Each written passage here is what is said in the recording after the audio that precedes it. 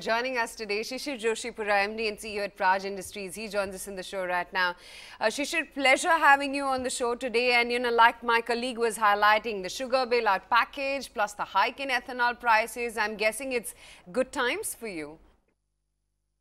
Yes, I must stay modest and still agree to what you're saying, that the policy environment has become really favorable, and that is obviously expected to drive future growth with our customers as well as our industry, and that augurs well for the company. So help us understand better. What is it that we're looking at, considering you've got a 70% market share, as we understand? In terms of numbers, what is it that we are talking about? So I think if you look at it, let's look at the whole policy of what it is actually doing. So a large segment of our customers, especially in India, is our customer base with sugar mills and associated distilleries that all these sugar mills have got. Now, so far, till the policy was announced, the mills were restricted to produce entire ethanol out of molasses C. Now the policy says, well, you're free to go from molasses B or even juice, which means that it frees up a decision-making process for the sugar mills to see if they want to produce ethanol or they want to produce a blend of sugar and ethanol, or they want to, in what ratio they want to do it, depending on the economics of their business. And I think that freedom allows them to make choices, and when they make those choices, obviously they need distillation capacity aligned to those choices. That's one big change that has happened. The second is within the policy framework, there is also a layout for the second generation ethanol that we mentioned earlier in the program. This also allows us to create a very sustainable ecosystem which takes from the farm a waste and converts it into a gainful energy for the country, and make sure that all the revenues that get associated with this cycle stay inside our economy and they don't flow out, unlike in case of oil imports or a CNG import that we have to do. So these are the two big factors, I believe, that will create demand for additional capacity for distillation, and that is what will drive our company forward. Okay. Good morning and thank you so much for joining in. Now, let's talk a little bit about the financials as well. In FY18, no doubt, was challenging for the company. We saw the dip in the ethanol revenues and that seemed to have dented your profitability. With this price hike coming in, do you think that we could see a potential recovery in the second half? So the price hike is for our customers, right? Price hike is for ethanol to be produced by our customers, and very clearly, if they get a remunerative price, we will clearly see a large market opening up, and that should allow us to, and given our very, very strong market share position, I'm very sure that we will be able to leverage this opportunity and continue to build on our share. And given the fact that over the years the company has diversified the revenue base, with the core business contribution moving from 100% to 72% currently, do other emerging businesses provide good growth opportunities?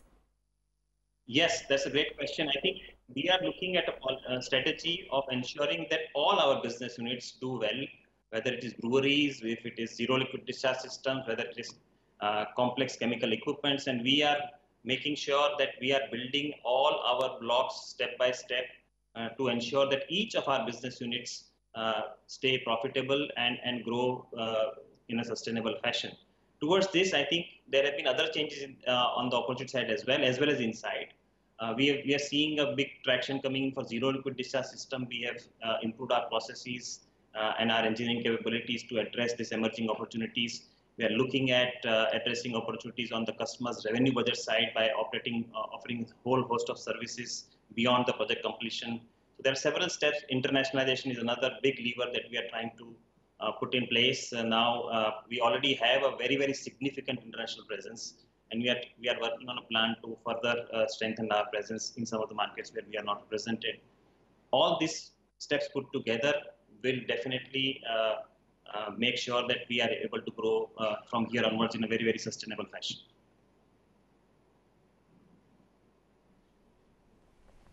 What is your experience of the lag in the lead effect? When I say lag in the lead effect, ethanol prices have gone higher. Your customers may like to invest more in ethanol machinery. So historically, every time an ethanol demand has gone higher, how soon it translates into a business opportunity for you?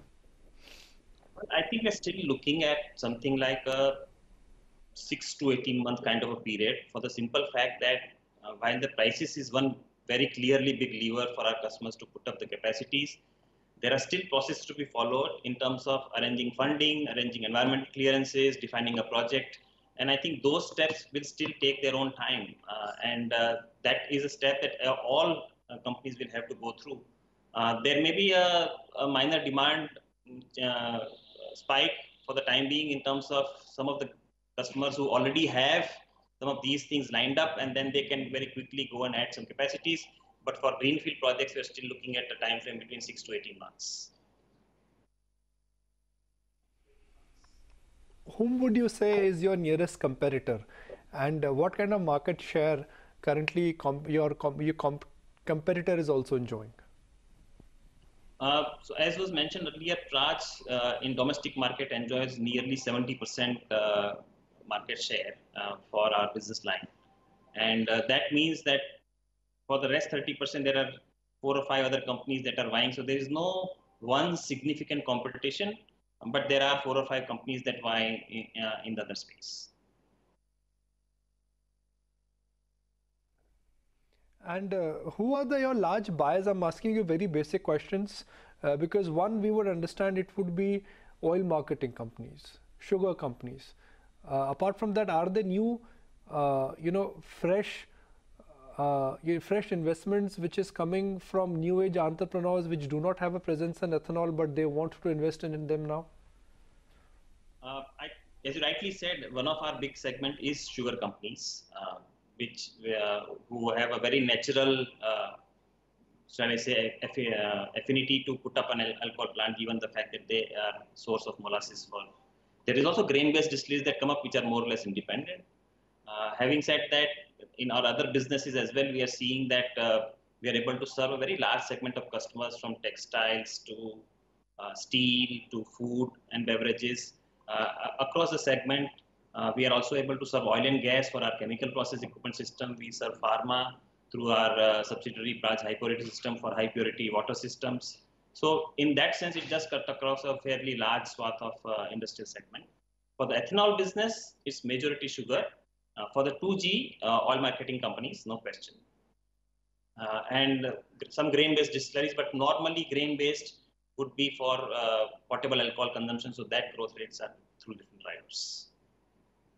So Shishir, just give me some color on what we are likely to see from you when it comes to Q2 and Q3 performance, because if I just go by what the first quarter delivery was like, it was impressive nonetheless. And now with this big booster coming in, your EBITDA margins at 5.5%, sales at 191 crore rupees. Are we talking about 2 times the doubling of revenues as well as EBITDA, or do you think it could be a little more nominal? Because like you said, the big orders would take about 12 to 18 months to come in. I think what we have to see is there is no, in our kind of business, as I was mentioning, 6 to 18 months is the timeline that one would expect for these effects to start rolling in. So second quarter is very much here. So to expect that those results will start showing up in second quarter results is probably a little far-fetched. But overall, we see very positive growth for our sector. Our position is extremely strong, and we have no reason to believe that we are ready to give that up. We are going to build on that further, so we can only look for happier days ahead. Well, on the point we were talking about with respect to new order intake, we are likely to see a significant leg up, you're saying, in FY 19-20?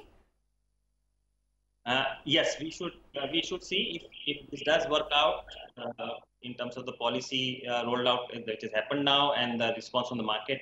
As I had mentioned earlier as well, we are already seeing an improved inflow of inquiries. Great speaking with you, and I'm sure we're going to chat again when you start or rather begin to see those chunky orders coming in the next 6 to 18 months. Good speaking with you. And what